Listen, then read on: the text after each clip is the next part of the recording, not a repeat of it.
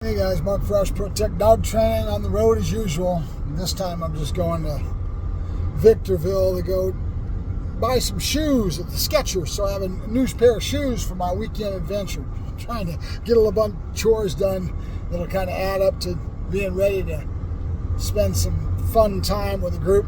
One of them is I need some new shoes, at least look presentable. So I'm going to go buy myself some Skechers. And then just doing some minor chores through the whole week. I got to do laundry and get a nice good haircut, make sure I'm presentable. So I wanted to do this Yack session as I'm driving down the way here, talking about Benzo as I was watching that video back before I posted it. It's now uploading to YouTube right now. So if you guys watch this morning's Benzo video, you'll see me working Benzo. What I wanted to accent right now is what I kind of keyed in on when I was watching it, which is what pattern and routine and doing things in a consistent fashion that gets the dog into a learning state of mind. And that's what Benzo's finally reached. I can prime him up, you ready? I can do little things like starting to give him food and bait him up. I can get him excited, and he falls into a learning state of mind a lot faster, a lot easier, which he didn't have that when he first started. He had no clue. His brain was out to lunch. But as you start working the dog and you start putting these pieces of the puzzle together and you start building the dog, you'll start noticing when you go out, same place, same park, same basic time of the day. I've got a table, I've got bowls, I've got a lot of consistency in what he gets used to having around him, and that falls into a pattern that you can start building. And when I'm talking about patterns, I come back to my whole thing that I've talked about many, many times before, that it's nothing more than a big puzzle, that you have all these little pieces that you're putting together, and then you bring them all together and you tighten it all up, and that's what it's all about. Understanding how to create and understand each one of these things as a piece of a puzzle, right? Here is here, right? OPA is OPA. That's a little pattern. I want your head up, right? The food comes right to his nose, bait, bait, bait. And then you fade that away with time. But so each one of these little movements, each thing that I do falls into a behavioral pattern that the dog draws confidence from and gets used to as you're working the dog. And the more you do it, these little trigger words, the way that you see me doing things with my voice tone and my whole attitude, when I say you ready, a lot of times I'll say you ready when I go to hup and I jump him into things. Movement a lot of times, and I'll get the dog into flow and into movement when I do it, right? So I just missed my, to do a turnaround because I'm yakking at the screen, I missed my turn.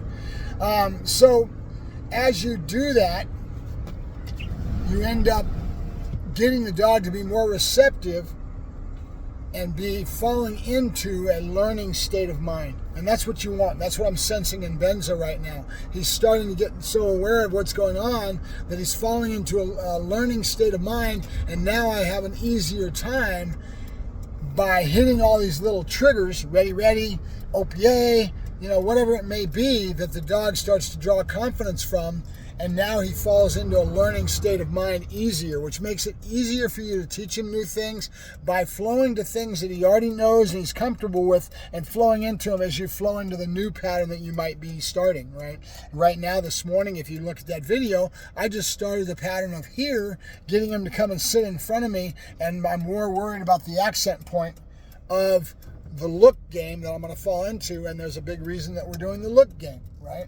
So all these little things that we're doing with the dog to get him to be receptive to learning and to falling into a new thing that he's going to learn, because he's never done the here, he's never done the look game, he hasn't done any of it, right? So I'm going to start doing that with him, and then do that in such a way that the dog gets used to it, and then I have a new behavior that I'm able to build, which is another piece of the puzzle, right? Just the whole pattern of how I build the little here, get him to sit in front of me, and then get him into looking at my face, right?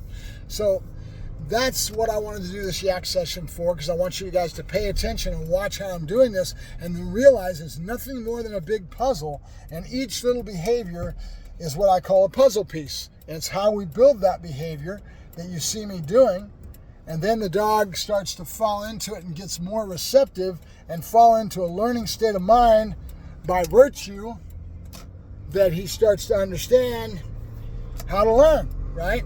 Remember, when he first came in, he didn't have a clue.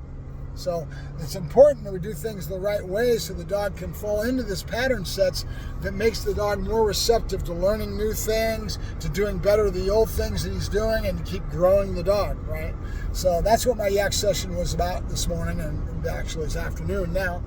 And I'm going to follow through with my ride to Skechers and get myself some tennis shoes and some shoes for my weekend adventure. So that's about it. I thank you very much for listening to my Yack session. And I will see you the next time where we're talking about dogs and doing what I do. Talk to you guys later.